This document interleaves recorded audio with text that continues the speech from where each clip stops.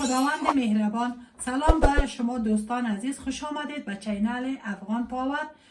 و امروز برایتان سوپ ترکاری آماده می کنم. مواد لازمش به مقدار لازم: یخنی مرغ، 2 عدد کچولو که قبلا توته شده، 2 عدد زردک که قبلا توته شده، آش مگی 2 پاکت، نخات قبل نم شده 1 گیلاس، 6 قاشق کارنفلاور، مرغ قبلا نم شده به مقدار ضرورت، تخم گشنیز، 1 قاشق مرچ دلمه، 1 قاشق سیر، 1 قاشق تخم گشنیز، 1 قاشق مرچ سیاه، 1 دانه گلی لونگا. طرز تهیهش دوست عزیز حالا من بر شما نشان میدم.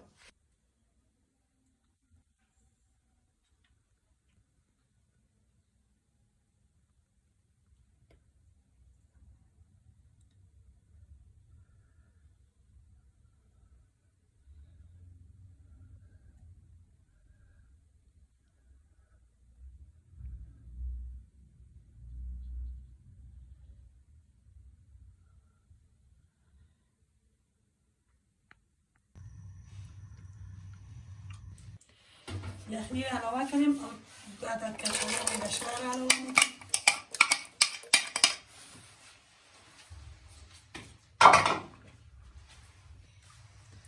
دو عدد زردک توته شده و قبلا شده بود علاوه میکنیم.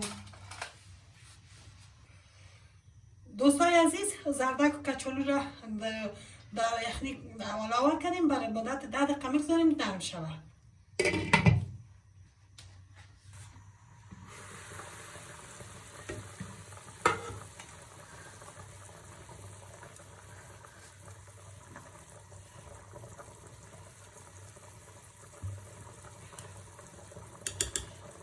کچالو و زردک آماده است.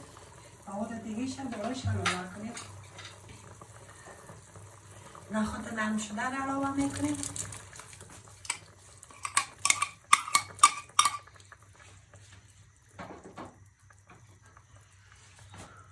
مرغ،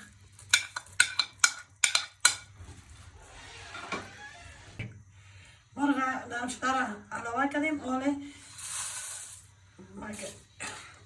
آش مگی را علاوه کردیم. حالا مساله را علاوه میکنیم.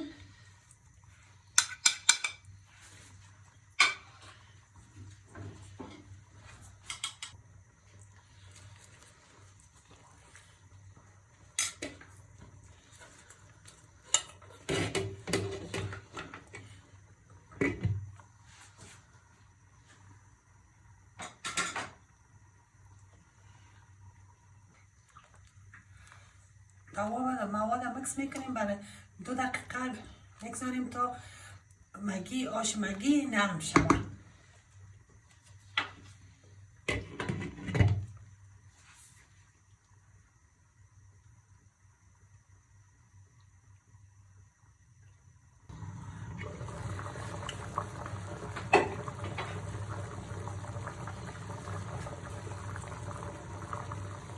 کارنفلاور هم دیش علاوه میکنیم.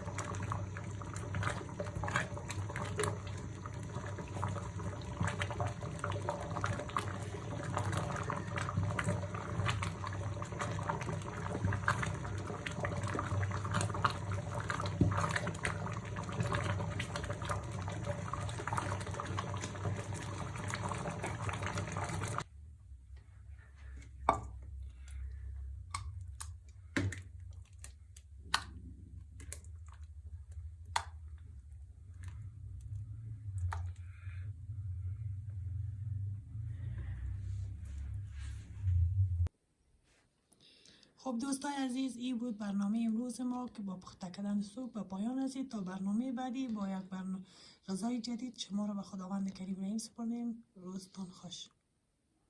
خداحافظ.